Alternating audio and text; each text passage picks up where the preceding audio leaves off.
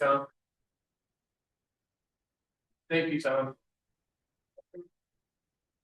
Before we get started, I just want to address, as most of you have seen, there is a brush fire burning. It's about a mile to the north of the quarry. We'll be sending out an email update probably at about 5 o'clock. Mark will send that out. Typically what happens is myself or our team is in contact with Collier Fire.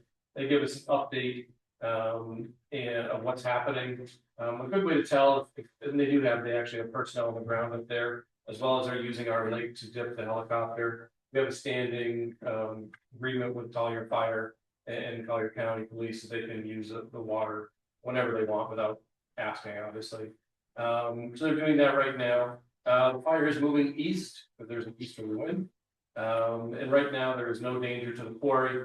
If there was, of course, we would let you know via email, as well as we have everyone's texts. We can text you as well. So right now it doesn't seem to be any danger of wind shift or something happens. We'll obviously be watching that. One of the good ways to tell is if ever you want to look at the quarry, go upstairs. What we do is we have Lisa actually on fire watch up there for us. Is go up to the second story up here, you get a great view. And it's pretty surprising of how far away the fire is compared to where the smoke looks like it is. So that's a good thing. The other thing that the firemen shared with me is that they have 2 Collier County patrols up on North Quarry Drive right now. They're essentially just on fire watch. If something happens, they're able to call that in. Then the last thing that he shared with me is with these brush fires, you see white smoke. That typically means that they're applying water to it. If it's a dark black smoke, that means that it's being unattended. That's a good way to tell kind of where they're at as far as that fire becomes perfect. Now that's only for a brush fire. If it's some other chemical fire or something like that, I'll take that in the region. So that's kind of an update on the fire. That's it. With that, we will start our annual meeting. And so we do have proof of notice. It was mailed out to everyone as well as we emailed, and it was posted outside of the quarry office months ago. We do have a quorum. With that, the quorum was established not only from the board of directors, but in an annual meeting, we have the voting quorum that's established as well. We will be, if anyone has any ballots still to put in, Maria's in the back with the ballot box. She'll be back there until 4:15, at which time I'll interrupt the meeting and call for the final votes to be cast. And at that time, Maria will accompany Mr. Schoback to the offices and count and return later with the results of the count. So with that, I will look for the approval of the minutes for 2025 annual owners meeting. Please remember this is a vote by all of the owners, not just the board of directors. So all those in favor of approving the minutes from the 2025 annual owners meeting, please raise your hand. All those opposed? That motion is approved. Now we'll move into the reports of the officers. We're starting with the president. Tom, do you like to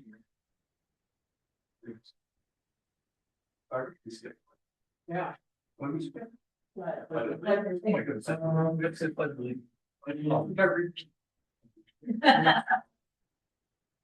I pledge allegiance to the flag of the United States and to the republic which stands one nation indivisible, with liberty and justice for all. Tom approaches the podium. I'd like to point out that Tom Schoback did not have a pledge of allegiance on my script. Tom, that's with the bag.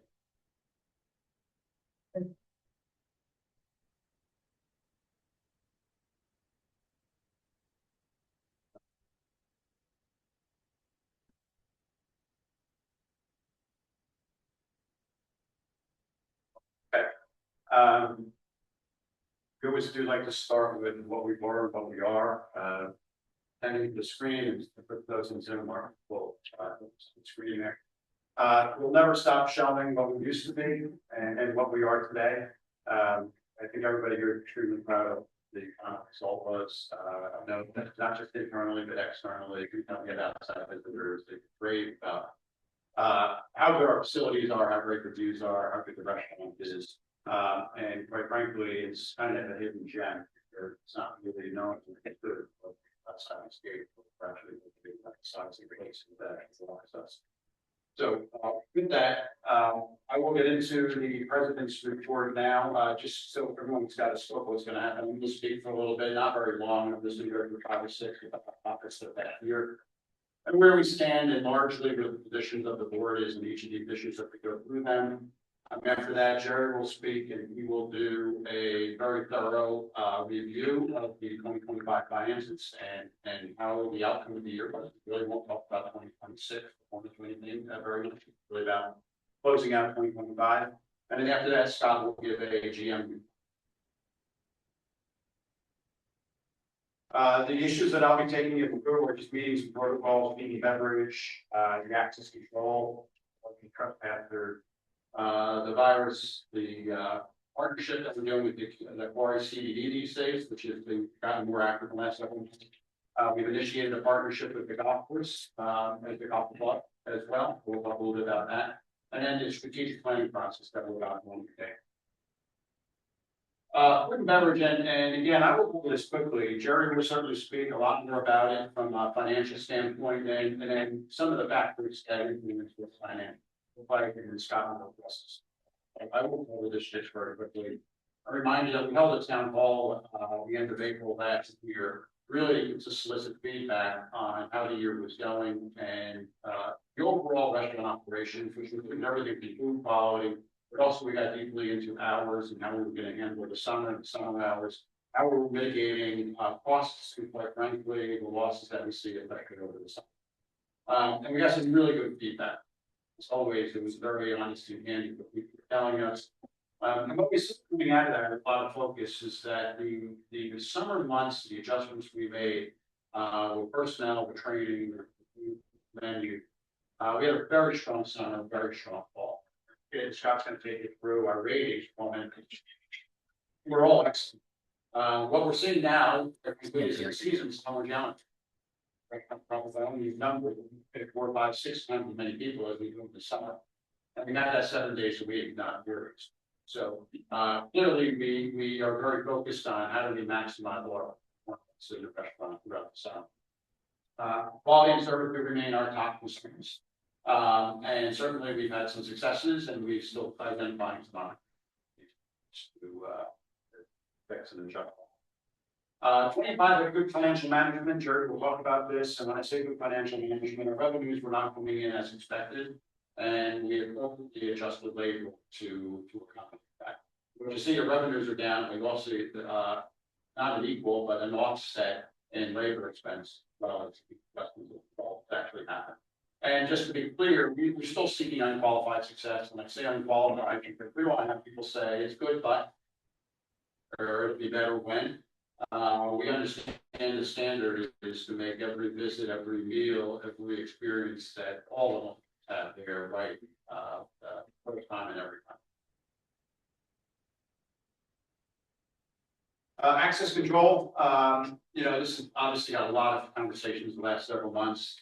Right now we have a very targeted plan. John Stryker is leading this as far from the owner experience committee and the access control portion. We are focused on tailgating at the back gate.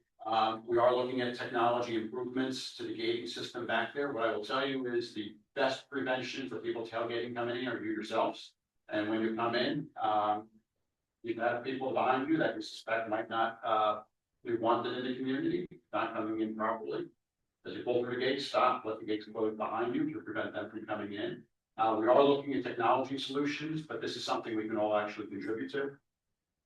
We say natural barriers, they're very effective. The Clusias, where they are and where they're thorough, meeting bonded together, we really don't see the problems of being able to. We know we have gaps, we close them time and time again, and we keep identifying the gap, we keep going in, and that's a standard approach. As you know, when we talk about, we have no authority in this space. We can stop the kids, but we can't detain the kids. Okay? the most we could do is carry on a conversation while we hope that the sheriff's office gets here before they leave. They say, too bad I'm leaving, there's nothing we can do. And quite frankly, nor do we want to. We really want this to be a law enforcement issue. We don't want any of our employees putting themselves in danger in this case. Not that we've had any. You know, this is mostly nuisance. They fish, they come in, they certainly have gotten a little bit more creative with their language. There isn't, let's say, a crime problem. This is something we need to address, and it's something we're partnering with the sheriff's office on. To the point where we're actually going to send out notices and emails to the schools right before each of the holidays. What we know is they're off school, they come in. Okay? This is Christmas, it's winter break, it's spring break, it's you can almost judge the school schedule by this. And they're going to be sending out reminders that all these property and the consequences if they violate that. Hopefully that acts as a deterrent. Obviously, we've asked them for any other help they can, but we're a little bit at a loss. We all understand teenagers. I think that teenagers they could be a challenge. We are enhancing our monitoring. We are looking at cameras. These are not surveillance cameras in the sense that they're not manned. We don't have people looking at it, but they will record video for us to understand what might have happened if we catch it soon enough in the process. As much as anything, this is a deterrent. Looking at cameras being out there to prevent people from trying to reach the property. That would be the best effect, to be honest. But again, John's leading that effort now. And finally, we are going to be very fiscally responsible about this. There have been a lot of ideas talked about fences, roving patrols, manning the back gate. You know, for the problem and the feeling of how much those solutions cost versus how much of the problem they would mitigate, it is not something right now that we. The problem continues to grow. Problems come at it, get worse than just innocent fishing or some other things. We'll certainly always keep these in mind. But quite frankly, there are a lot of people who are complaining about this, but there are more people who say, hey, you know what, be careful how you spend that money. We don't believe spending $1 million on a fence all the way down one end. The reality is teenagers will find ways in, and that at least is the condition of the board. We remain open and flexible. We're listening, we're watching, and we're willing to adapt if necessary. At this point in time, we just don't see that as the right assessments. Sugar cane will say, bias, we're hearing about this for 2 years. There's not a whole lot to do it before for about another month. This is the time of year that it really comes out and shows itself. So over the course of the next month, the landscaping committee led by her May, how much about this vision landscaping is well aware of it, but they've told us a lot about it. We will be watching this very closely to understand the speed of that this is progressing. So we still do have the concern. We've done test ones. We've lost 5 test ones. The first one didn't quite go as well as the more recent ones. So, which is a good thing. We are using this time to make sure if we have to start replacing lawn rails, that we've got the best mechanism to do that. Effective way of doing that. We continue to learn. If you ever have any specific questions on this, I implore you to reach out to Renee. They can tell you exactly where we replace. They can show you before and afters, and it does make a significant difference. The other side of it is we're not going to do this because we know we need it. This is one we're really going to watch closely and make sure that we're not presumptive on what we need to do. We're going to act as we do. This year we budgeted $85,000, which is plus or minus 11 lawns, depending on how big the yards are and whatnot. We'll be playing by the square, technically. So this way we can replace the ones that are necessary. We will replace ones that are necessary. We will not replace the ones that are not. We hope the $85,000 covers that, but we'll learn as we go. We do these assessments and we really understand, does this end up being 5 on, 11 on, 20 on? We will learn in the process. I think the good news, and at least my general conversations with what I got on this, it's not exploding in front of us, okay? But we're also going to tell you it's not stagnant. Okay? We are seeing it. It is expanding. The pace and the depth that it does is still something we're watching very closely. Excuse me, Tom. At this time, the voting is closed. It's 4:15. Mark, Maria, if you guys would like to take Dr. Hill back. Okay. Thank you.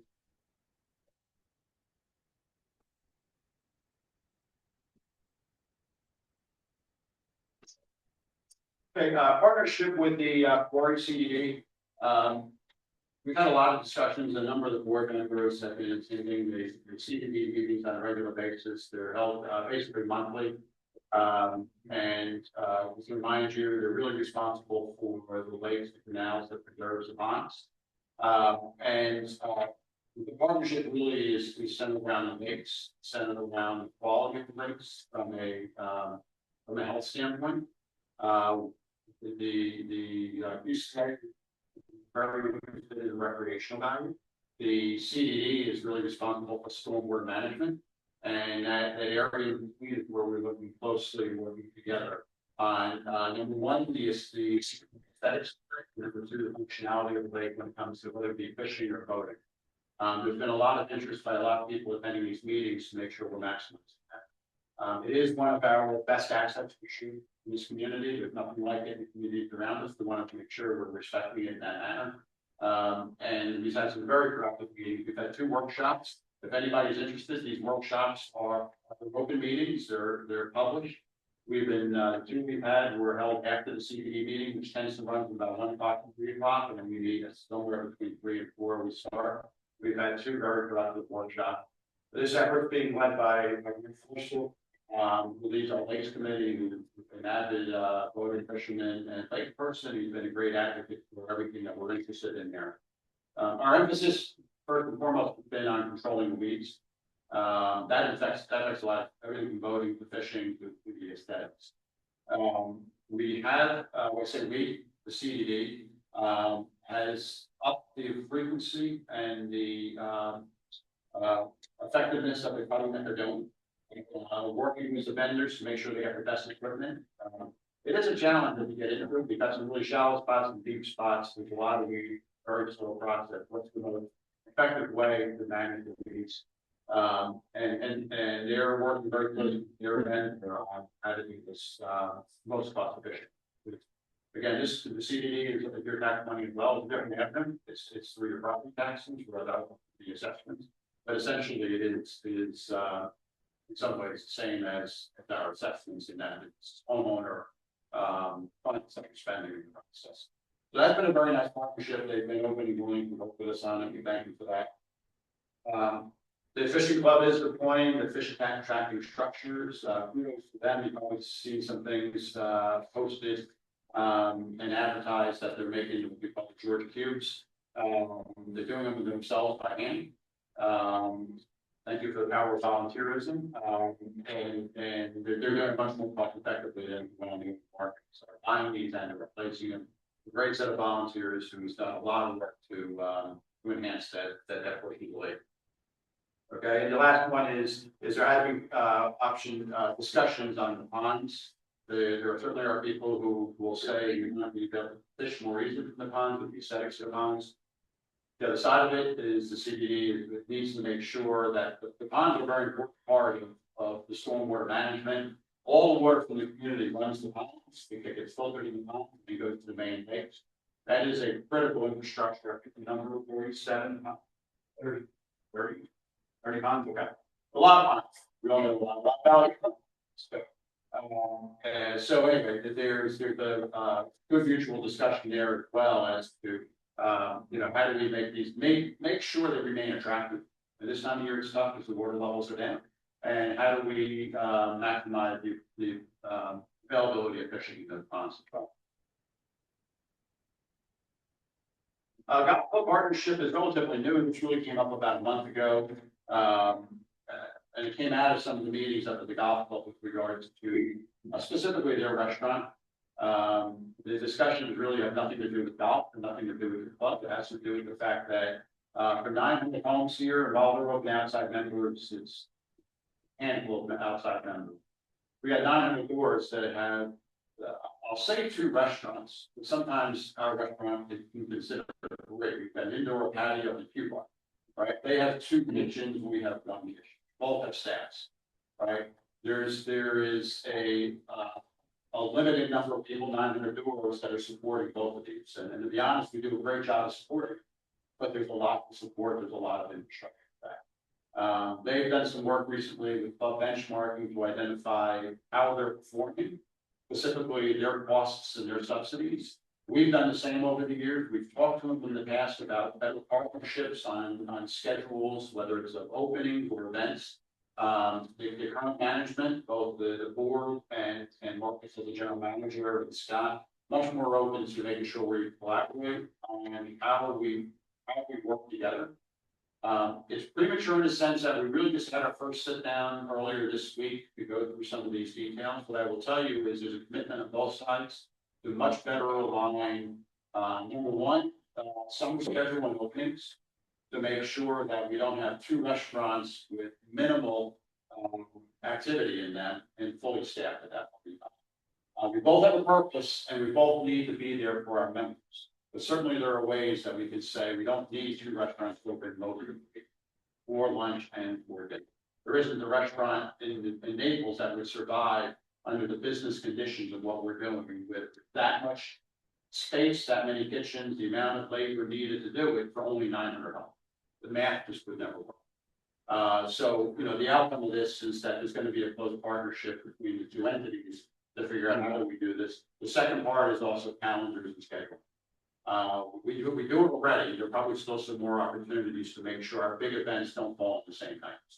So look and spread those out a little bit.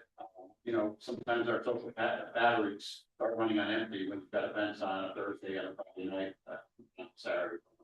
So that's an active partnership. Like I said, there's willingness on both parts to really take a closer look at how can we optimize that the best.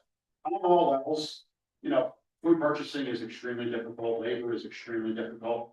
If there are opportunities there, for sure we can take advantage of it. It probably is going to come down to mostly events and the opening schedules. And finally, the strategic planning process is something we initiated early this year. This is going to be led by Mark Forster. We're really what we desire is 5 to 10-year plan of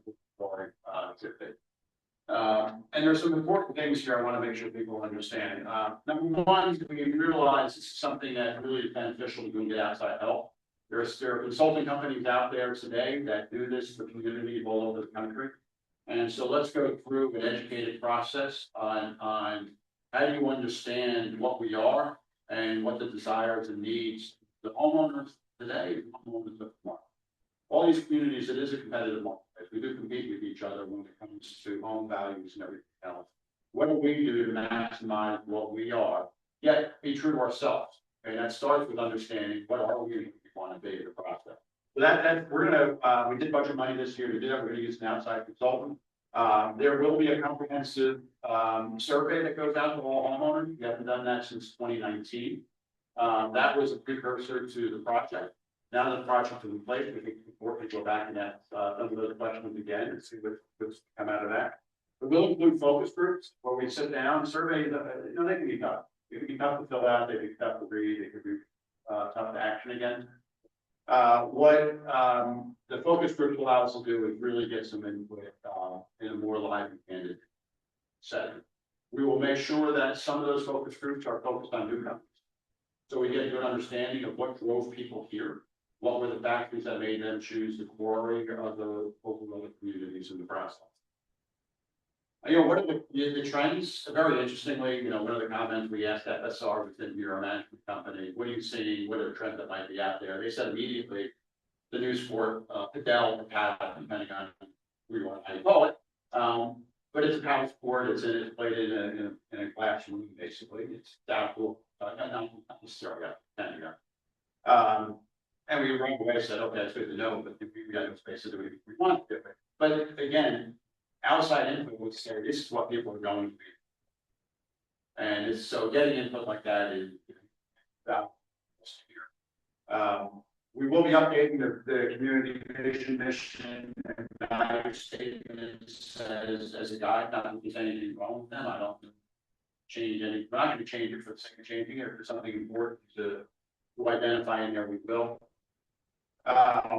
And you know, what are our key success factors? What makes everybody here raised by the point of the community? What is it? And whatever that is, make sure number one, we don't that we optimize. And really, the focus here is to ensure that the community and amenities remain modern, relevant, and valuable. It's easy to grow old to stop watching. And that's really what we're looking for.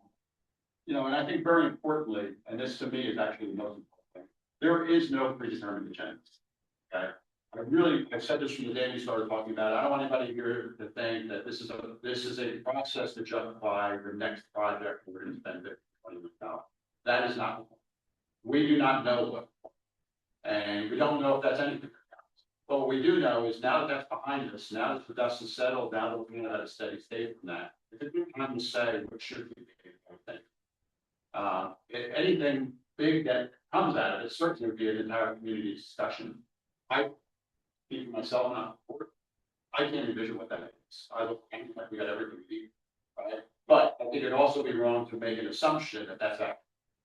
So that's the purpose of going through the process. This will be going on for much of this year, and then we'll be probably talking more about it at budget time this year. What came out of those surveys, and what plans might be needed? Is there anything that we're going to be taking on? Is there anything that we need to get budget for next year? Which again could be as simple as more surveys, assessments. But again, I just want to reinforce there's no predetermined agenda that we're using a survey to justify what we want to do. We're really truly doing this to understand what people think. And with that, I will now turn this over to Jerry, who's going to take you through the financials.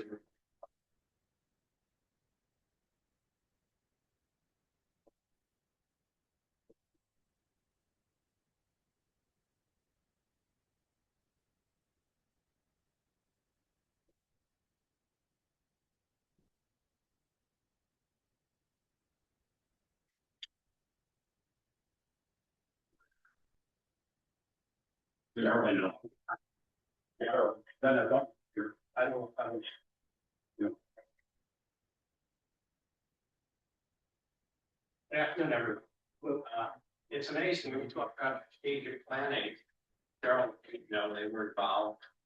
That last survey we had in 2019, almost 7 years removed from that. It seems like it was just yesterday. So time flies when you have fun, right? Okay, I'm going to do the treasurer's report.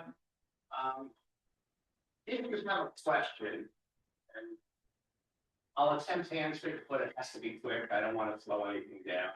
I know you're so interested in the numbers, sometimes you can deep dive, but if you have a question, we'll give it a shot. Okay. In terms of how we ended the year, we have a strong financial position. We had a net profit of $87,000 this past year. And I'll go through more detail later. A lot of you are used to the way I do this. So you'll see more detail as we go on. Our reserve fund is $3,334,000. Sounds like a lot, but it has to keep building. We have some big things coming down the line, resurfacing all the roads, a new irrigation system. These are multi-million-dollar projects that we have to build up funds for.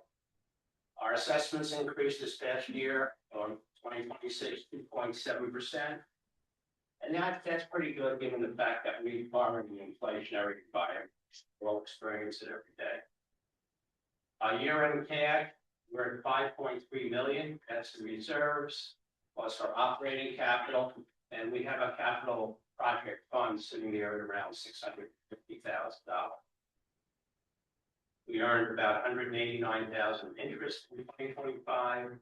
Delinquencies are negligible. You don't hear about that. We had two homeowners that we had a pretty good battle with. We wound up going through the whole process, being in two homes, only collected money, and they pay all the expenses. Unfortunately, it seems to be starting up again. January assessments, we can't have that as that. We have one other that we might have a first right of history of looking at. Is working that diligently. And our insurance premiums declined first time in association history. We were, I think, $49,000 in insurance when I first came here, and it went up to $300,000. So it's nice to see it level up and actually go down. And we have improved capabilities. Scott has his staff, Nicole, he's the CPA. join the staff, which has been a tremendous help to all of us. I certainly appreciate it. Make my life a lot easier. Could have done it years. We do have some concerns. We like to give you a balanced picture. Housing market activity is slower than we planned so far. That had an impact on revenue as we go forward. And it's a more significant number in the budget now that we raised resale fees. You know, we depend on that a little bit. I won't repeat, Tom talked about sugarcane mosaic fires. Our irrigation system repair expenses, we spend about $250,000 a year on that.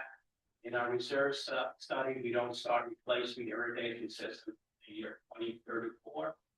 So, you know, I talked a little bit with Renee about it, the landscaping committee. You know, there's going to be a time when we have to evaluate continued paying high maintenance fees versus maybe accelerate the irrigation replacement, but that'll take a lot of work. It's not happening.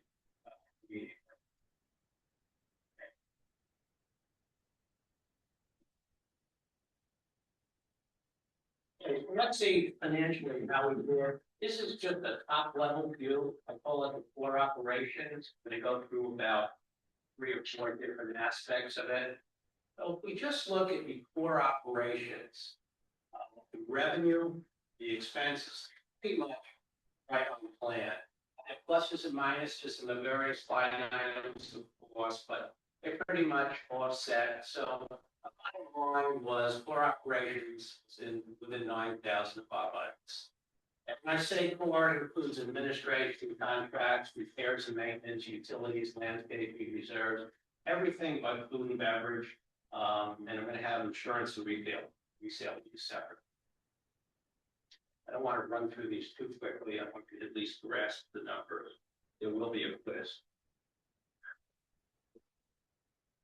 Okay, the next level is food and beverage. Food and beverage was lower than we budgeted.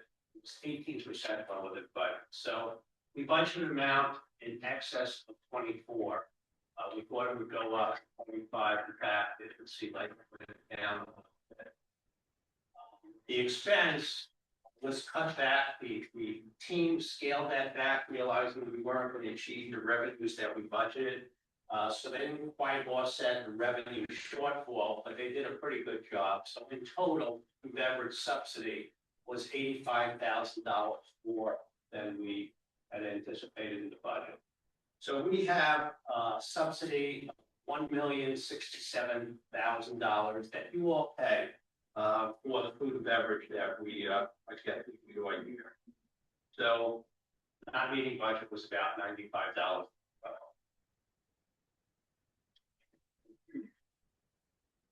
Next in line items are resale fees.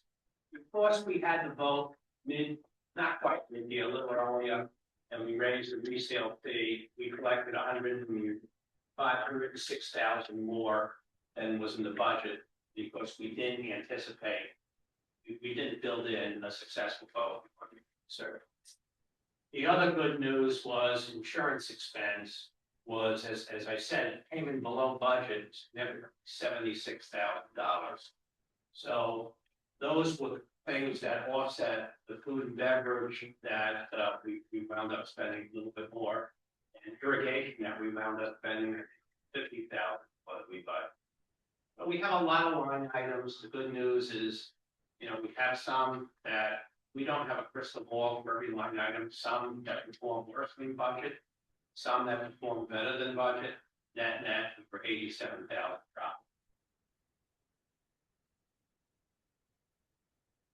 Okay, when you add them all up, that's the way it looks on one page, all the different line items. So what I just want to talk about in terms of the impact, it'll check that computer, because I can't see it on my printout. In terms of the core operations, they're well controlled. We're not worried about that 2026. Food and beverage, I'll get into that a little bit more, but we need to put a lot more focus on that. Not so much the financial side, the execution side. Okay, resale fees, full year impact, what we always budget, because this is a long-term average. Long-term, we turn over 60 homes a year. 50 regular, we build in, and 10 quarry shuffles. Quarry shuffles is someone in the quarry, one, condo to a home. We have people that started out in a condo, their family, they had grandkids, moved to a home, your grandkids became teenagers, don't visit anymore, they move back to a condo. So we call that a quarry shuffle. So we'll be looking at that through the year. There's nothing we can do about it. End of the market's a little bit slow right now. Insurance, policies renew on February 1st. It's after the budget is locked in concrete. But the good news is our insurance is going to be down 2 to 3% this year. So that'll be a small pickup in that item. So good news on the insurance. So, as we look forward to 2026 full year, right now we're looking at some things. I know we have a lot of committees, and the committees really come up with great ideas. There's only one problem with great ideas. They cost money. So, there's a number of things that we have to evaluate as we go through the year, because as I said, budget's locked in pretty much in October. Things develop since that time in the subsequent year. So we play it by ear, we see what we can afford to do. Okay, looking at financial results versus budget, these sheets you've all seen the prior year. As I look through revenue, we're down. If you go to the bottom line, total revenue was down $350,000. Big thing was food and beverage. There are some offsets. Resale fees was an offset. Those were the biggies that really could sum up the business on the revenue side. The other is everything else is pretty much noise, close to budget. On the expense side, salaries and benefits, they were below budget, as I said. Insurance below budget. So total operating expenses were, again, they were less than we budgeted, and that's why we came in 87 favorable.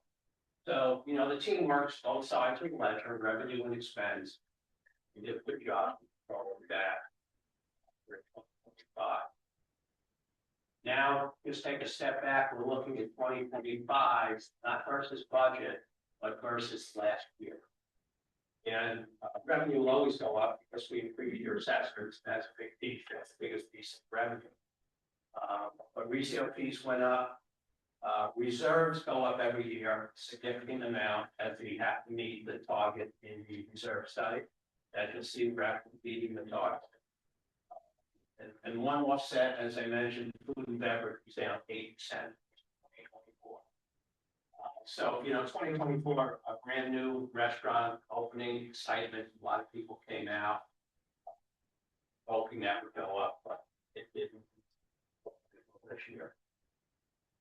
On the expense side, again, we had some really big surprises. Big thing was in 2025, we had deficit spending from the year that we had funded 2025. We had salaries and benefits, actually less than 2024. Cost of sales went down 2024, so payments down. But all in all, it's a big switch, which if you recall, we lost money in 2021. We underestimated the opening of the restaurant. We had a big surprise in irrigation repairs, so we turned the corner in that. Okay, beverage. Tom alluded to the fact that I talked about beverage, so I'm going to take I don't want to say a deep dive, but you have to see me do a deep dive. We'll just stay in the shower. Okay. Food and beverage versus Bible. First of all, I talked about the net impact of the association with subsidy 85. Here's when we get into the detail a little bit in food versus beverage. If we look at budget, food was down 12%, budget was down 0.5%. That's an anomaly, which usually they go hand in hand. So I'm not sure. I assume happy hour had effect, but I looked at the numbers, not that much of that. So I don't know if people are staying a little bit more, but I encourage drinking. Okay. Total expenses were less as a result. We budgeted to lose 982,000. We lost 1,667,000. Subsidy per door, we budgeted 1,091,000. It came in 1,186,000. So that's what it costs to run the restaurant. And one of the things in 2025, very, very close. Excuse me, I'm sorry. We spent more on the cost of sales, and there are a lot of programs instituted that contribute to that. Whether things that were invited, whether it's sir, there's a lot of feedback from homeowners during the year that we have a crappy happy hour. This is really an hour, and they want more. So it was extended, and I think the number of days were extended. So instead of giving you 1 hour, how many days a week? 7 through 5 weeks. Okay, so we went to 2 hours. So those things had some of that also. Food cost escalate as that. So that's what happened versus 25 versus the budget. Comparing the budget is one thing. The budget is what we think will happen. I feel a little more as comparing to what happened in the previous year, because that's comparing what actually happened. When we look at that, food went down 4%, and beverages went down 13%. Yeah, they usually go hand in hand. It's a little bit weird. Total expenses went down from 24 to 25. It's an 11% expense reduction. The subsidy went down quite a bit from $1,416 to $1,186. So there was a 16% subsidy reduction. And of course, it's all pretty much the same. So that's kind of what's happening from the financial side of food and beverage. If you look at by month, 24 is the blue line. This is the food revenue. 25 is the red line. Ignore August because we did some accounting cleanup there. But you can see if you compare the red line to the blue line and you ignore what happened in August, basically almost every month was slightly lower food revenue than we were in 24. And if you look at the beverage, it's pretty much the same thing, very consistent. So that's something we'll look at and see what's happening with the trend. The revenue is so much higher in the first few months of the year. What happened by April is good according to the year. It's not like it's smooth sailing over here level, and you could have a big difference come the end of the year, but it's consistent, but it's slow. So we have to watch that very carefully.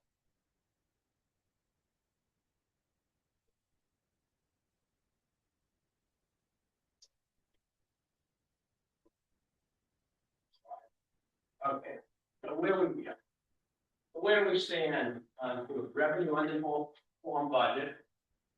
Quality and service we know needs improvement, and that impacts member use. If members don't use it as much, we don't get the revenue. So, revenue is some feedback on how much people are enjoying the experience. We had a lot of expense control to mitigate the financial impact, and operational performance is right in the list of our priorities.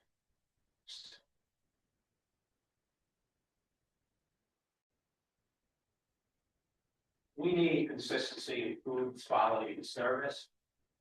Scott and the team are doing ongoing staff training and oversight, constantly reviewing the menu mix, pricing, and cost controls.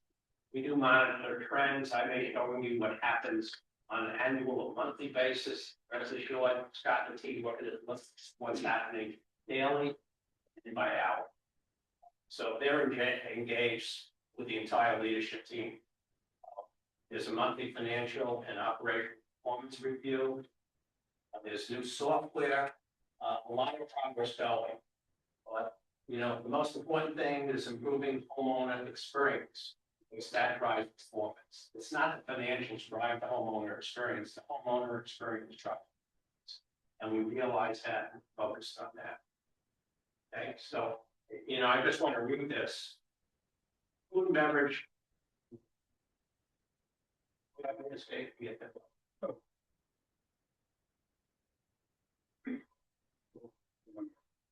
put it on the slideshow, I could be like. You know, food and beverage, we spend a good amount of money, but first and foremost, it's an amenity, it's not a profit center.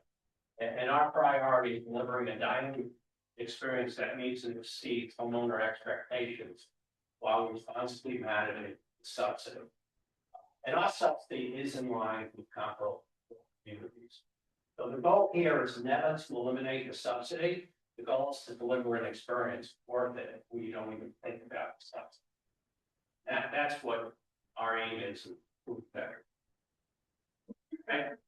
Capital spending, here we are, the project's finished. When, John? Not quite.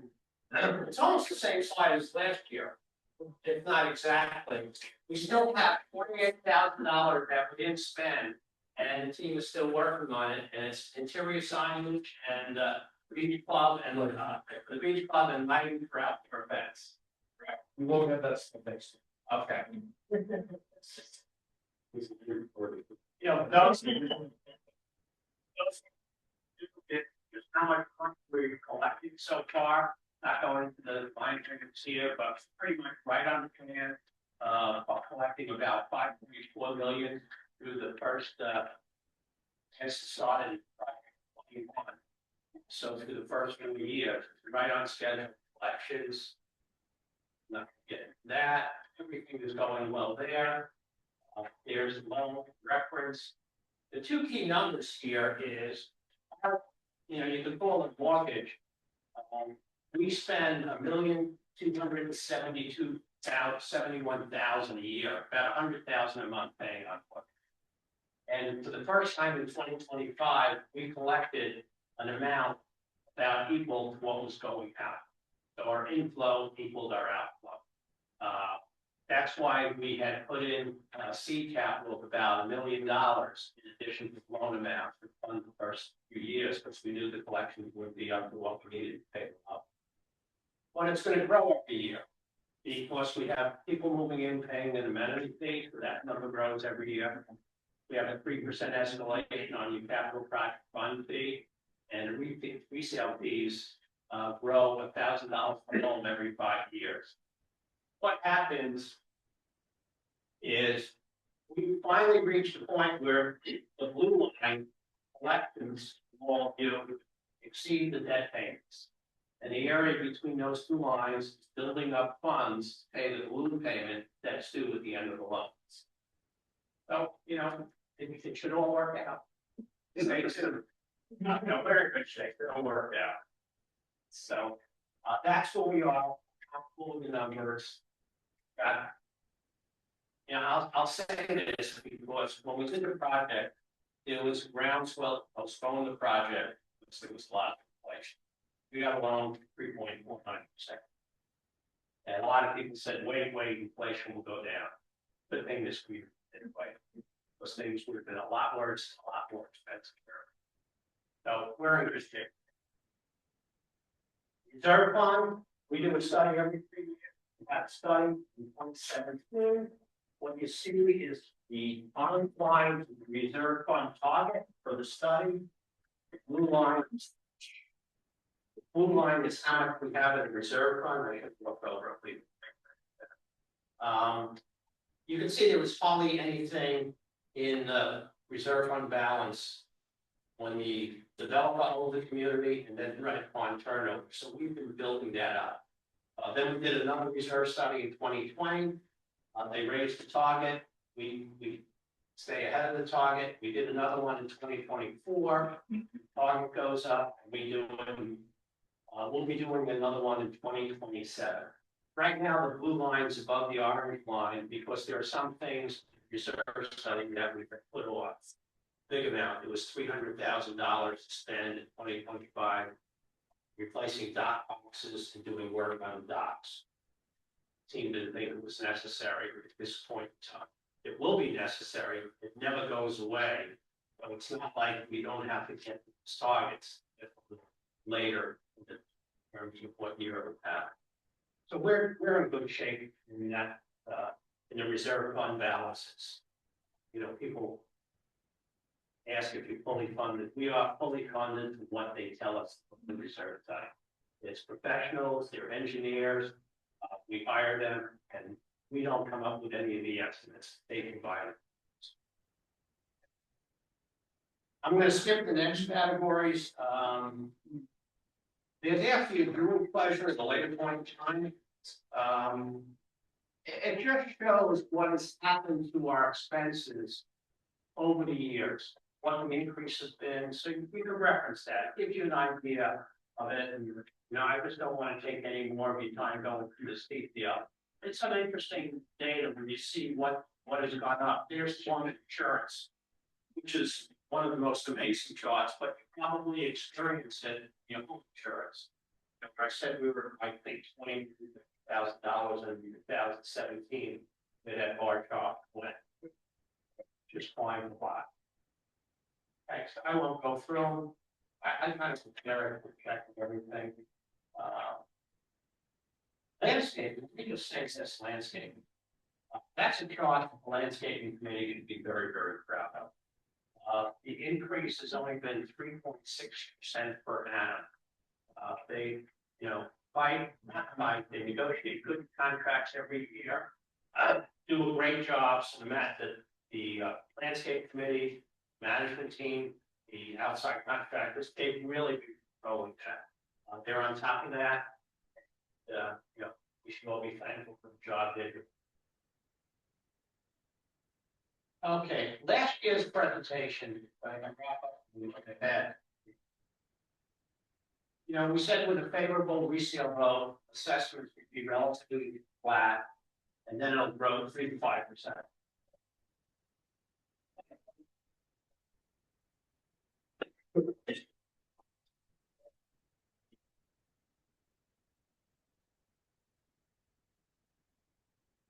As you know, the actual assessments increased 2.7%. And the difference between that and what we had said was sugar cane mosaic virus and then we increased the density. So we came in really versus that statement about way we are looking forward 26 to 30, we see assessments going up 5 to 7%. And on the higher range, likely in 20 to 27, because we won't have a surplus carryover 26 to 27, unless the team does a fabulous job and makes money. so we'll look forward to that. Cracker. So that's the range. Every line item we have has escalation. Our biggest expense is labor. We're in a tough labor market in Southwest Florida. New venues are opening all the time, hiring people. So we have to hire market wages, Southwest Florida. Those projections exclude potential impacts from, you'll hear it probably, the line of meetings, sugarcane mosaic virus. Keep your fingers crossed, we have another year like this year, no hurricane. Future reserve study, one thing I can guarantee, reserves required do not go down. They update what it costs to replace everything that's here, at least for the last 3 studies, it goes up. Litigation, fortunately, there's none in play. We probably have the cleanest slate that we've ever had since I've been here. That's good news. Lake study initiatives, we budgeted a nominal amount, what we believe is necessary, but in addition to that. So again, we don't know what will happen in the greater economic environment, but we think 5 to 7% is responsible. And it's our obligation to give you an idea where we can wrap up. The financially strong community reserves are fully managed, fully funded and responsibly managed. We monitor costs very closely. There are challenges that we're always addressing. I'm looking forward to the strategic planning effort.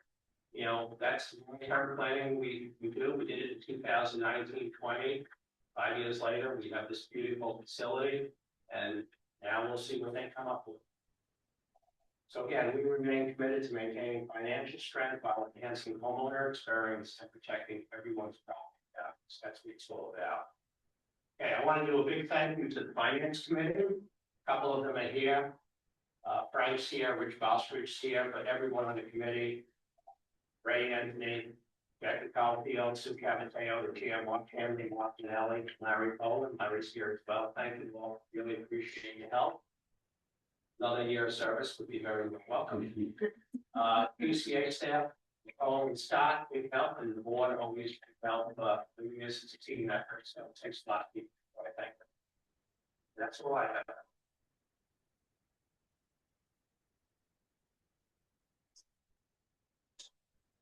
Jerry, take a question. If I can.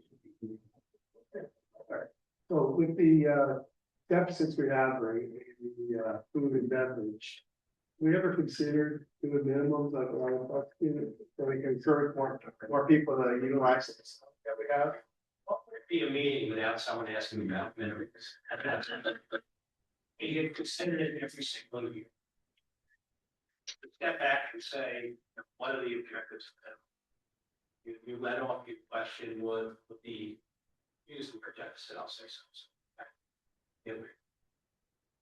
If the objective is to reduce the subsidy, it won't do it. As a matter of fact, there was a big presentation at the golf club 2 weeks ago where they talked about this. And they said their experience is their consultants to every country club or whatever. The more business you do, the more money you lose. And I was surprised to hear, or I heard about, that they said, and I won't quote it correctly, I think they've changed the tune. They're against even having a minimum. Provide an experience that people want to find, rather than a minimum where you're twisting them their own costs. The other thing is, when you have a minimum, we have a lot of people that are not being direct. It wouldn't be fair to those people that are already subsidizing $1,100, $1,200 and don't use the club at all. Whereas in a golf club, most everyone that's a member is using the club. It's a different environment and minimums are weighted. They've always been in place pretty much in the golf club because you join voluntarily and you can participate in golf. You join an HOA, you might participate in the gym, but elect not to participate in the beach club, but yet you're still supporting it. So I don't feel, putting another $1,000 out of taking out of those people, they use it. They may not use it, but it's appropriate. We'd rather they wind up coming because it's just a tremendous experience. Does that answer your question? Fair enough. Okay, I'll take that. Yes, sir. I have 3 comments and 3 suggestions based on the president's report, and if now is not the right time, that's fine. Is there a time at the end to mention Which report? the president's report? Everything. So, I mean, yeah, you want to sit up, I'll give you a microphone. Okay, Yeah. everything in mind. Yeah. There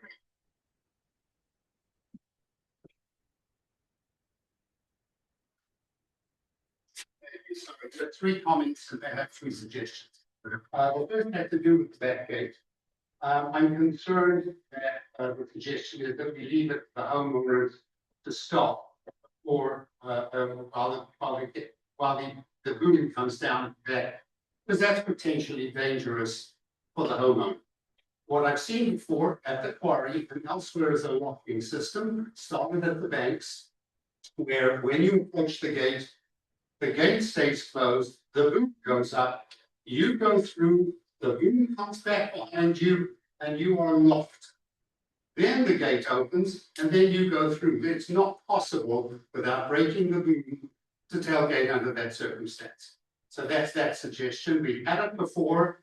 We should have it again. It takes a little longer to come through, but it completely stops the opportunity to tailgate. The second comment suggestion has to do with the grass cutting in the lakes. Quite often, I see at the quarry, the gentleman who cuts the grass, cuts the weeds, once his hopper is full, he then has to go in excess of 200, maybe 300 yards to drop the stuff off, to go back to the section where he was.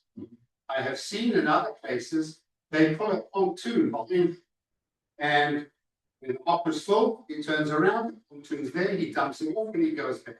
So it's way more efficient. The third comment and suggestion have to do with the food at really food at the beach club. I've seen this before. Together with your bill, there's a little comment card. You don't have to identify yourself, but there's a place to write the dish that you had and a place to write underneath what you thought of that dish. I've eaten at the beach club, I think 4 times this season. One meal was moderately okay, and the other 3 were not. And nobody really wants to get into a discussion at the end of the meal. Either you're with guests, you're with friends, and you don't want anybody to feel uncomfortable about having to say what's wrong. However, if you get a card and you've got the pen because you just signed the bill, there should be a box which is locked at the door, and on your way out you slip in your card, which, very important, is only opened once a week. That way you maintain anonymity. Because if you're going to open it every night, somebody can easily tell, oh, it's this guy complaining. So once a week resolves that. Thank you very much. And thank you all of you for everything you do. And thank you for your comments. Yes. Thank you for the comments, and I think some of these we can at least discuss a little bit. And we'll do it in order. John, you want to discuss the trap gate a little bit? Because we're all familiar with the trap gate system, and John will address that. We are looking at a trap system. We are getting bids for it. We met about 2.5 weeks ago with the vendor. We haven't got our bid back in. He's made some recommendations to how we do it, but functionally it'll do what you just said. The second one's on the grass is that we want to discuss on. Well, the weed cutting is really under purview of the CDD, but we've had discussions with the CDD and they're looking at other alternatives as far as working with their existing vendor and possibly considering other vendors for weed cutting. And, you know, there's a variety of different approaches that they may ultimately decide on. Yeah, and then that they cut, they collect, and then they drop off. Well, we also look for additional locations where they can drop it off, but certainly they're spending a lot of time carrying a small quantity of weeds off location. You know, they're considering 2 weed boats. They're considering possibly a pontoon. You know, it's ultimately their decision in working with the vendor. So we'll see which way they go. I think it's fair to say it's a very fair and valid point because in those joint meetings with the CDD, one clear recognition is the efficiency of that cutting is fairly poor because of the weed. Okay, some communities don't remove the weeds, right? They let them float and then sink, which then becomes a little bit of an eyesore that can build up in places. So there's pros and cons. But I would say this: your observation that there's a lot of time carrying the weeds out and less time cutting is spot on. It's been discussed, and when we discussing again this CDD measure, but we'll discuss CDD. There's a recognition among the CDD as well that efficiency improvements is a big argument. And to look at vendors, and whether they are looking at the technical equipment vendors have some of the better jobs than others, that is part of the conversation. So very fair point. And I will address the third one. You talked about the comment cards. Again, very big point. I'll say this: even just this board has exchanged a number of emails on the restaurant up until probably about 3 o'clock this afternoon. And part of the conversation is how accurate are the comment cards to the feedback we get.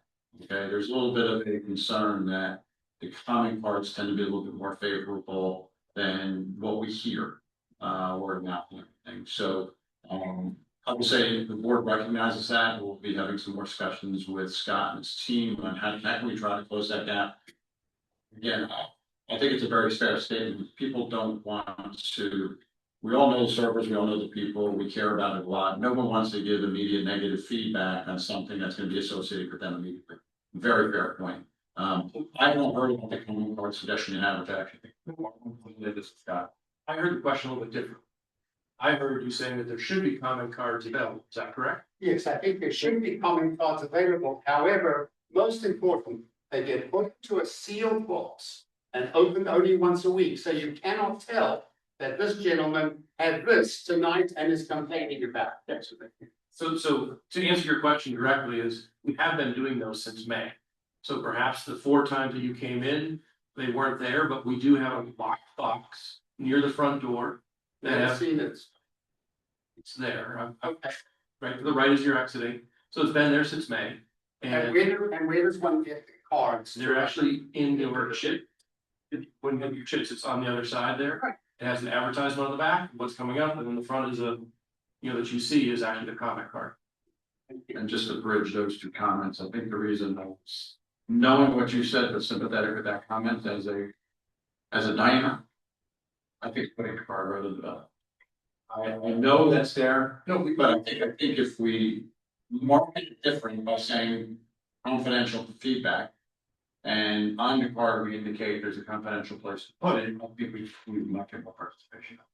Okay, we could certainly do that. Thank you. Anyone? No. All the more questions, I want to speak for you, and that's what I'm saying, I'm seeing Mark come in, that's why. No more questions?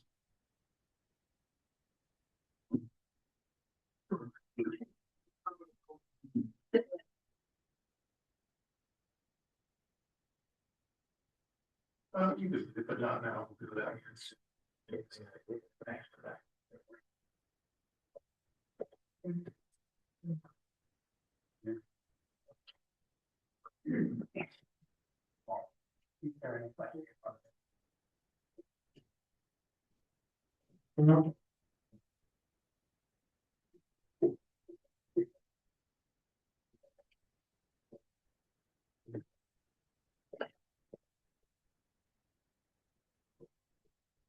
Jerry, come back to follow, I'm trying to lighten you a little bit. As I do in my general manager, try to do it by the number. We'll start with some fun stuff here. This, I just want to remind everyone, we talked a little bit about the 4A vision statement. This was developed 5 years ago now. 6 years ago. There you go. So the vision statement reads: the 4A community strives to create an excellent, exceptional lakeside living experience for all homeowners. Along with echoes our mission statement, the QCA is committed to providing the highest level of community living with a beautiful, well-maintained, active, and neighborly environment for the common benefit and enjoyment of the planet. That's really what guides the decision as we move forward. All right, now the fun stuff by the numbers. Here we go. Each club's been open 27 months. Number of cups of coffee served. Just because I eliminated 1 coffee machine in the wellness center doesn't mean you slow down. I'm pretty quick. You can see we did about 1,000 cups there. We still have 15 miles of roads. We still have 17 miles of shoreline. A new one. We have 7.5 miles of floors. Some people ask, what a fence around this whole thing? 7.5 miles of fence. That's a new thing. Mark was busy this year. 120 advisory letters in 24. That's 127 in 24, 174 in 2025. We had 6 violations in 24, only 4 in 2025. Next one we got. Emails received by the general manager. Last year I was about 30,000. This year I was close to 34,000 emails that I received. Okay, did you agree? This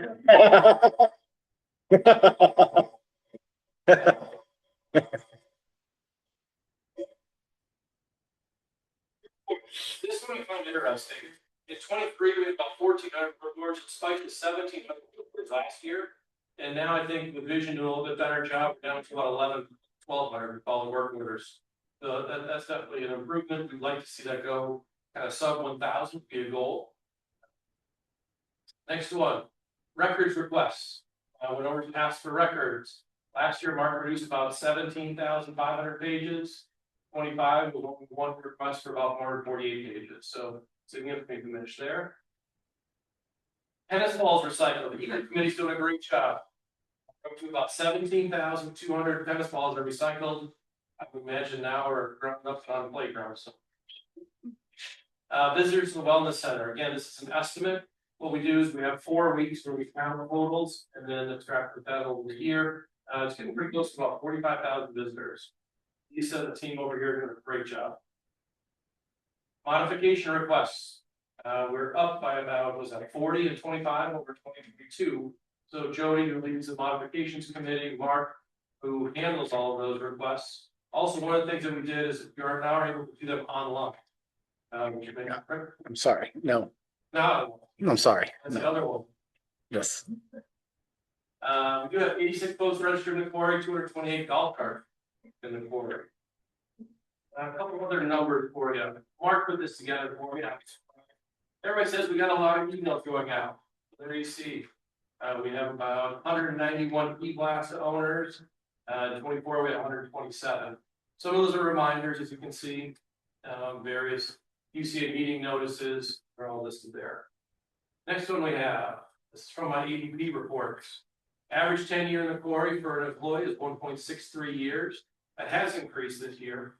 Turnover rates decreased by about 2%, or about 48% of our workforce is female, and a little over a third is going to be our seasonal workforce. That's actually increased over last year, and we do see that number trending higher. Next, we'll jump into landscaping. 2025 was a very dry year. We can all see it in the level of the lakes right now. Vision landscaping, we do surveys twice a year for them. I encourage you to fill out these surveys. They're great benchmarking. We're getting a lot of details now that we've done it 3. Again, what we're seeing is it improved accountability and communications. The bushes and hedge trimming still is a focus, and we haven't focused on trimming and weeding. For those of you that have single family homes, trimming, edging in particular is one of the things we're working with. Bobby joined the vision team early in April. He's been really good as far as finding the work orders, sometimes even the same day. I got an email from one of the owners that said, "You're 10 minutes ago here." Mow trim and weeding schedules are on the website if you're looking for them. The blue sea trimming in May that we have, where you put the little blue sticker on your cage, that seemed to work out very well. We'll be doing that again this year. The donation program still is paying dividends. It's really doing a great job. I can't tell you. I think the latest one that you'll notice, the 4 outcroppings in front of the quarry, they have red annuals, but behind them we have some bromelia we planted last week. That just really spruces it up, and those are all donations. So that's great. Then the irrigation management repairs are showing progress. Vision has actually developed a new software program that's tracking for us in the different zones and things like that. What the percentages are of breaks that we have, repairs. We can go to this zone and say, all right, this is more of a problem area. What do we need to look at? What do we need to share there? We're doing a really good job of tracking that. Then the last one, obviously identified sugarcane mosaic fireworks in January of 25. Within a little bit over a year, as was alluded to, they're doing the survey of the 581 single family homes right now, like common areas. We should have that report back. It's due on the 28th of February, so very shortly. Next, sports courts, pools, and wellness. Dial-It Up Pickleball is in their 2nd season. Really did a great job the first year. Health the lessons were complimentary. We do now charge $8 for them. Open play continues to grow on the pickleball courts. There's a new game. I've heard about this, but it's called Beat the President on Pickleball. Seems pretty fun. Tennis teaching. The league has been doing a good job as far as our league play. We have one more league than we did last year. New umbrellas and bases. Thank Pam and your committee for getting those. They arrived 2 weeks ago. And the couples bocce league continues to grow, and we've added the feature of offering cocktail service around the bocce courts on Wednesday and Thursday evenings. And then some things coming for the summer. We have a couple of new lights going up on the pickleball courts, so all 5 courts will be lit evenly. Right now, courts 3 and 4. 2 and 3. 4 is one. 4 is one. And then we'll have a shade for the summer installation for the court team of pickleball. Hospitality and culinary. We welcome some new team members. Sous Chef Ashley, and then a food and beverage director, Andy, started in November. Wine Club has been a success with small waiting lists. I think we have 8 people on the waiting list. It is our plan to try to reach out to them if Andy hasn't already this week to see if we can offer them some part of the wine club, even though we don't have a locker for them. They can attend certain wine club events. We do complete P&Ls on public and private events to ensure we're focused on the fiscal success.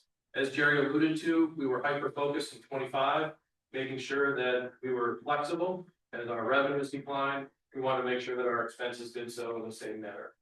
Cuisine carousels have been very popular. They're doing what they're doing here in January and February. As far as on those Wednesday and Thursday nights last year, we saw a large crowd come over from Bocce, typically unannounced without reservations. They're alleviating some of the pressures on Wednesday and Thursday nights, and that's been very popular. Once Bocce season ends, we'll be going back to just 1 a week on Thursday nights. We did streamline summer service hours. We heard that everybody wanted summers or Sundays, so we put the Sundays back in the schedule for 26. And really we look forward to being open that Wednesday through Sunday will be our time frame of the summer. And then the common cards has been very helpful for the owner's experience committee and fine tuning our delivery before it's here.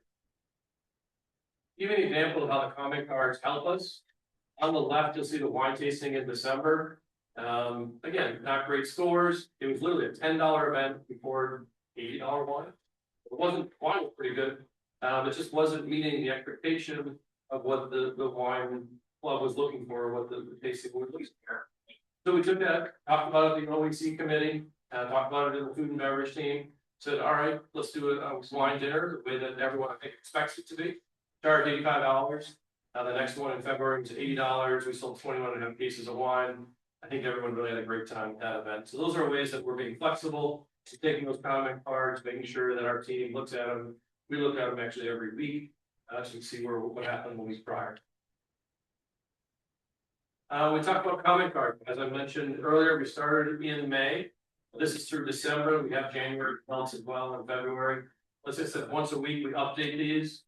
I just put this up here so you can see a couple things. This is what comment cards are judged on: quality food, service time and pricing, overall service menu, portion size, wine selection, cleanliness, and then drinks to the bar. Those are the categories that we are on the comment cards. You can choose to leave your name, but you don't have to. Typically, if we see a comment that is more of a negative nature, we would actually note them, give you a call and say, hey, what happened, why did it happen, and follow up on that. And then what we have is a report every Wednesday goes to the food and beverage team of where we missed on the comment. You'll notice in December, as pointed out, the lowest scores that we've had all year. As the volume increases on December, we have to pick it up a little bit. We have seen January and February rebound.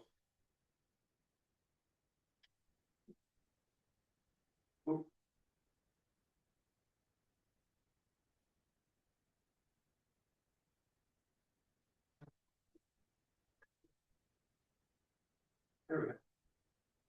All right, hospitality culinary. We know from NPS scoring and from the comment card, what we need to focus on is our a la carte dinner service. We hear about it the most of anything. Our metrics tell us that. The in-person feedback tells us that. In March, we're actually transitioning. March 10th, we're going to switch over to a lunch menu and a dinner menu. Most everyone's used to the beach menu that runs all day. In talking with markets, in particular across the golf club, that's where I got the idea from. They had that at the golf club a number of years ago, like 2 years ago. He switched over from a lunch menu to a dinner menu. And what it allows us to do is be very specific. We know that lunch, we're looking for different presentations. We know that probably a third of the food goes out the pool has to be on not disposable plates, but something like that. So we want to make sure that we're appropriately planning the menus for the time of day and what you're looking for. It also gives us a chance, in particular, about the elevated consistent presentations for dinner. Typically, the menu that we have now, if you see a burger at lunch, it looks the same way at dinner. There's more presentation, steak that you have at the lunch menu looks the same at dinner. The idea is that we're able to probably take the steak off the lunch menu. When we look at our sales, how much steaks we sell at lunch, it's not there. So that'll allow us to essentially tailor those different menus. That'll be coming out March 10th. It also will maintain the specials and signatures at the appropriate time.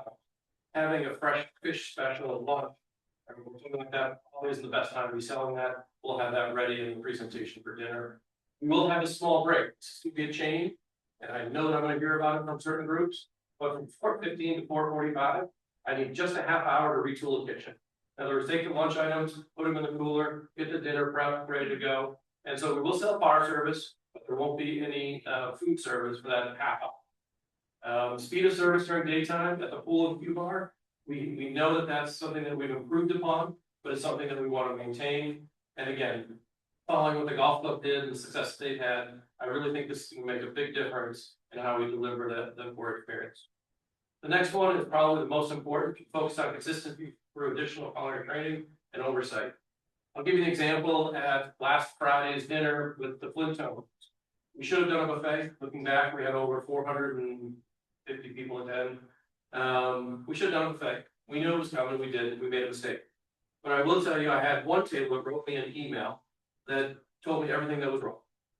I looked at it, so what I do is I look at the monitor and I watch the table and the video to see what happened. This morning, I shared with the board, I got an email from the table that was right next to me. Best experience they've had, thought it was a great evening, service was great, food was great. 6 feet away, we're not delivering the same to the same table. And so we talked about that today in our food and beverage meeting, and it's consistency is what we really need to focus on. So using those tools that we have, I think we're going to do that. Using the sales data from the past 2 years, respectively, you're creatures of habit. We knew last year there was going to be 460 people at the Flintstones night. We should have known this year there was going to be 400. And we need to rely on that data more.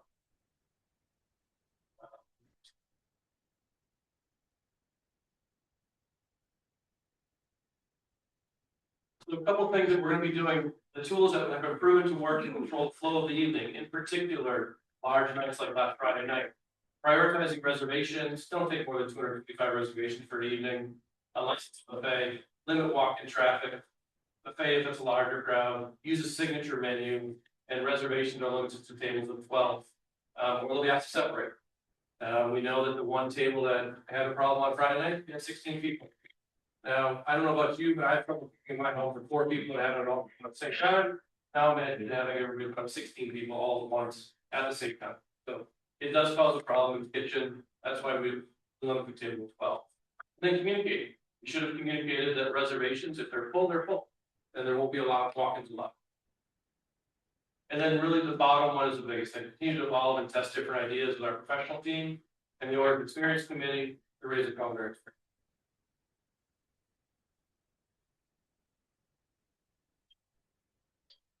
All right, surveys and metrics. This is something that we've really dived deeply into in 2025. As you know, you're getting your chits emailed to you daily, as well as you can look them up online. We have enhanced the use of survey questions. We completed 20 surveys in 25. 7 department surveys with year-over-year data are available now. So it's really important as those surveys come out, please continue to fill them in. I think the largest survey we got was landscaping, and then the lakes, I think, was the second one. So again, I think we had what, 350, 360? Something like that. For about 350, 360 people filled the survey for the lakes. One I remember off the top of my head. We do use NPS scoring for culinary ratings. We are using AI and Power BI, or that uses Power BI to learn about our trends and metrics. That got flipped out on January 1st of this year. That's going to be really great to be able to see exactly hour by hour what our sales are in the restaurant, what we're selling. Gives us all sorts of great things that we're able to utilize forward. Lauren's done a good job streamlining the weekly communications that come out on Monday, and Lisa and Raju really do a good job producing those well. HOA team, Nicole Bradley, as Gary alluded to, was added in early 25. Mark is still here. Good job, Mark. Eddie was a great addition in 24. I bring up Eddie just because he's just so much around the community as far as just maintenance projects. Does a good job maintaining our new facilities. Maria, of course, our office manager, is in the back of the room, does a great job for us, answers tons of questions every day. We could rewrite the emergency hurricane plan this year. Mark Lugo has a compliance, new state statutes. Lisa hosts the complimentary CPR classes. We did install the lighting on the event lawn, which is good. And then our signature fireworks display was a success based on the 420 people that attended and the positive surveys. And we will be doing the fireworks again in 26. And then the N4 group of communities, which starts here in May, you're able to start using the very flow. That typically runs May through October.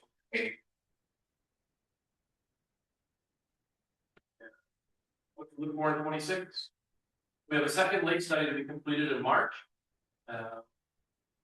New signs for the beach club, you may have seen some of them going from the HOA off. Community survey, we mentioned. And the Great Beach Club and Golf Club collaboration, again, Tom had that in his report. Fish cubes, Mark did a good job installing those. Hurricane mosaic virus updates, I would think probably by mid to late March, we should have a good update on them. And then one of the things that's going to be very disruptive is the asphalt at the beach club will be milled and paved. That's going to happen in the summertime. Since there won't be a way for emergency vehicles to get to the beach club, it'll mean we'll probably have to close the beach club for a couple days in the summertime as we're doing that. New Lucio, the West Quarry berm getting installed, and then refinement of the reservation policy in the beach club. And finally, color team to focus on a presentation and exciting new signature. With that, I did want to wish the board members current in the past, or front row here, I think. Front row, Cheryl and Pete. Thank you for doing a great job. The quarry team, in particular professional staff, they do a lot to support the quarry and everything they do. And then last but not least, really the committee chairman, the committee members, only volunteers. It was mentioned, such as building fish cubes or helping out. It's just a tremendous help. Our professional staff have all the volunteers to help out, either serving a committee or planning events or doing all these things. And that's what we're looking forward to 2026 success. That concludes my presentation. Other comments?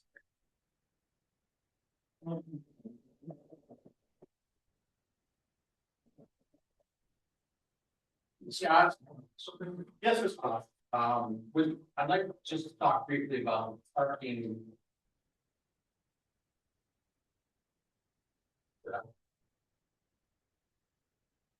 Dave Murch.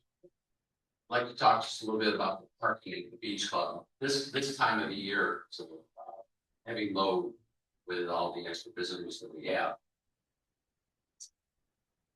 When we started this project, we talked about people getting golf carts so that we'd have more spaces for that. So that seems to be working out pretty well. We bought a golf cart, you drive down to the end, you can find a parking spot that actually I think is pretty effective.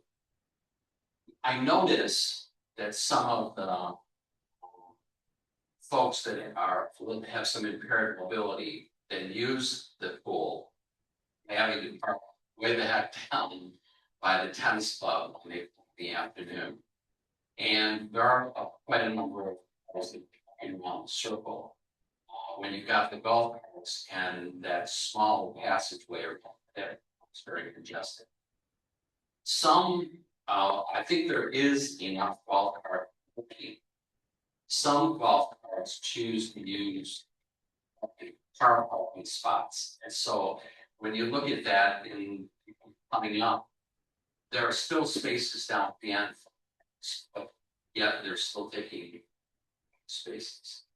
Also, we have quite a number of employees now for the beach club, and they tend all up by the club as well. So in the morning, when I come out, my wife goes up to exercise, I usually walk the gym. There are quite a number of spots up by the pool that are already taken with employees. The tennis club is busy at that, and that's where the morning cars actually park. In the afternoon, kind of switches around. Not as many people use it. Wonder if we can have the employees move midday down to the other end court so that there's more parking up by the beach club. And also my observation about the notices that are placed on the cars in the circle, living out. Talked to one person in particular who received that notice. They said that their plan is to take that notice, put it on windshield the next day. So I think some of our seniors, not me, some of the folks there.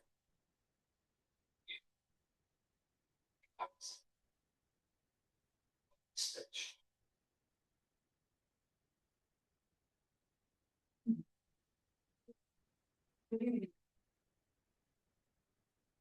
typically quicker lanes. Great.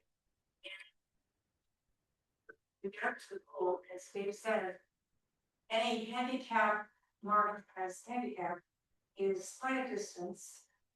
And sometimes not something you handle and do what you're gonna do with the pull. And I just wondered if there are some areas that are not in the carts that are not marked as parking spaces either.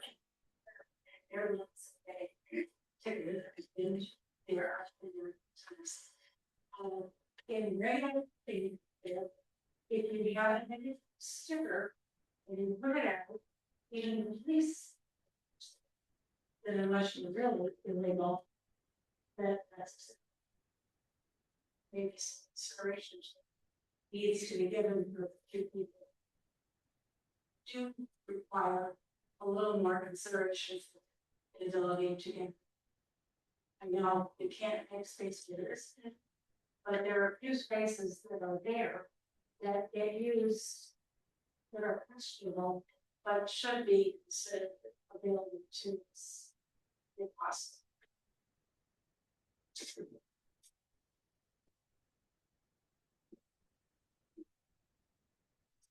Thank you, Dave.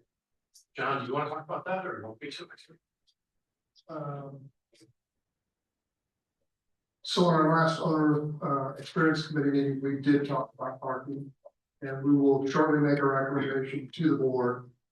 We want to recommend put up signage to stop the parking in the circle. Those areas, they're prohibited parking for a very good reason. It blocks the access for emergency vehicles. We had an incident this summer. Fortunately, I was here. We checked if you didn't have anybody in the way, but we've got to stop that. And we're going to recommend not being so nice and those going to fines. We've got to stop just being nice about it. It's wrong. We've got to park where they designated spots. Parking is way more challenging than I think. It was permitted the way you see it today. We may have an opportunity this summer when we restripe. We'll have to check with our civil engineer what our ability is. Things. I think taking the feedback, I think we'll listen and see what we can do. You can't just tear it down. It's requires spaces. You got to go to the county and get approval. So we'll find out what we can do. But we'll take that under advisement. Scott, from your perspective? No, you mentioned that is a fire. It is a fire, and the signage will say it's a fire, and we're gonna recommend to paint the curbs red, so it's very clear they can't run. It's me. When I was looking at the parking area for facilities, there is an option for us to do so. I don't know what it wasn't. It was maybe we could do it if we were restriping. It might be a good time to consider it, but the car parking lanes are a little longer. Golf carts are a little shorter. So if we took and put like a flexible parking options, you can get 3 carts in where 2 cars are comfortably. They're not jammed in like we have with the one spot by the tennis courts. But if you took an area like by the tennis courts and made it flexible, and it would be the first option if you have a cart, you just start parking the carts there. You could put a lot more carts in saving parking spots for cars for other people. And you could do that same thing down by the pool, where you take car spots, make it flexible first only for the golf carts. And if other car spots are full, then cars can start parking there. But you make the lines shorter and they'd be like blue for the golf carts. And that the white lines would be the cars, and it would make sense to me to do it that way. But you get a lot of golf carts, and you wouldn't be taking more spots for golf carts. I think we have looked at that already, and we'll have to talk to the civil engineer It may not be that simple, we can just switch it. We may have to get. Yeah, we fought really hard, parking was very tight. To get the project approved. And they do require a certain amount of auto parking, and our auto parking is absolutely at a minimum. We did put together a presentation to the board earlier showing some. And there are some spots we could add parking. It's expensive though. And at this point, the board decided to hold off and see how this season went. But we have options on both ends to add parking. We have spots picked out. Just like one additional. Yes, of course. Say your name, please. Hi, Denise Denny. I also had the parking issue. In fact, the gentleman before, it's not just the morning issue. Today we had bridge, tennis, and pickleball matches. We had our recycling, and so there was no parking, and that was from 1 o'clock to at least 3 p.m. What I did want to say is perhaps you can consider, since there's a committee already in place that's talking to the Quarry Golf Club, maybe for events such as the Friday night fest. There was no parking for people, just left and didn't bother to come in, which is unfortunate. So maybe in instances like that, you can have an arrangement such the golf course won't be hosting events when you're hosting events in general. You can have the staff park over there earlier in the day and then just shuttle them across or think about when big events take place as an option. Thank you. And great idea. And just to that point, I actually texted Marcus earlier today. Next Saturday, we have a couple things. It's going to be busy. And yet we are going to do 20 spots over the golf club. So that is happening. It probably should have happened today. Thank you. Mark, any questions on Mark?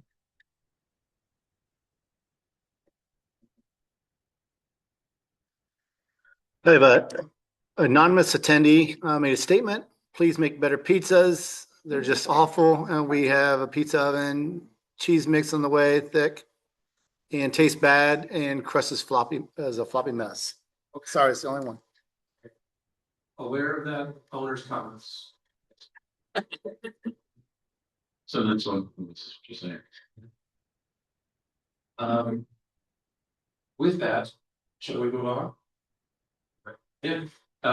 So I have officially from Mark, who did the counting with Maria and Tom, and we do have a quorum that's present. We have a quorum achieved at 37.3% for our annual meeting. We did not have an election of board of directors today because there were 3 spots open and 3 people chose to run. So congratulations to the 3 board of directors that have to continue to serve at a very high compensation.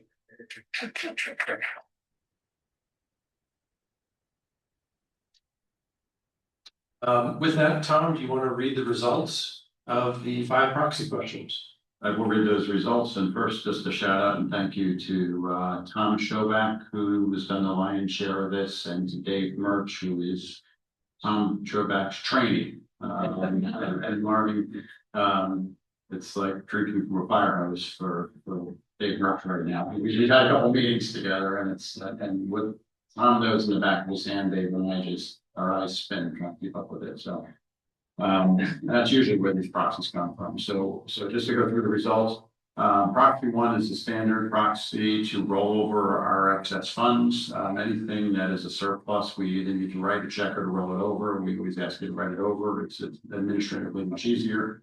That one requires 50% plus 1, and it passed this year with a percentage of 97.3%.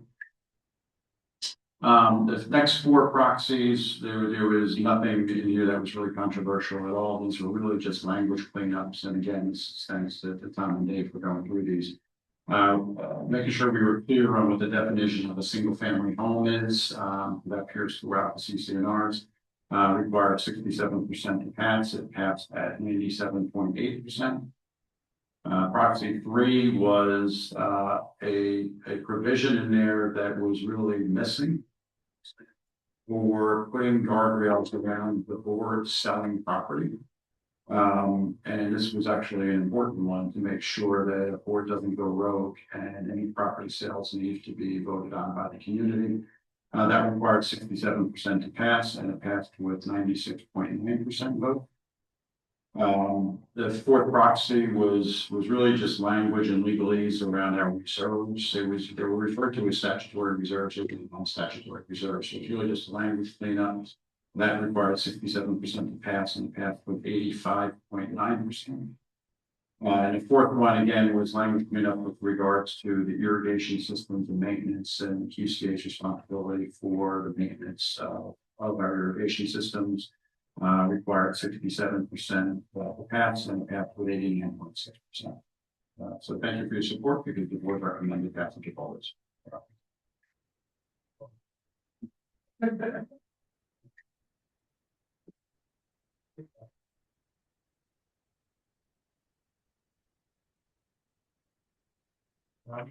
No, it is now 5:41. I'd like to call for the adjournment of the QCA annual meeting.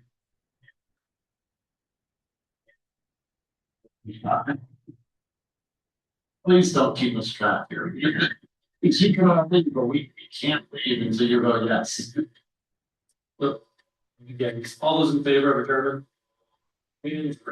I think Chef Chad and the team have a little bit of nosh put out there and stuff over at Beach Club. I think have gluten and cheeses and stuff like that up there. Board directors, we have to have it done. Adjourn, Adjourned, and now at this point, to order the organization report.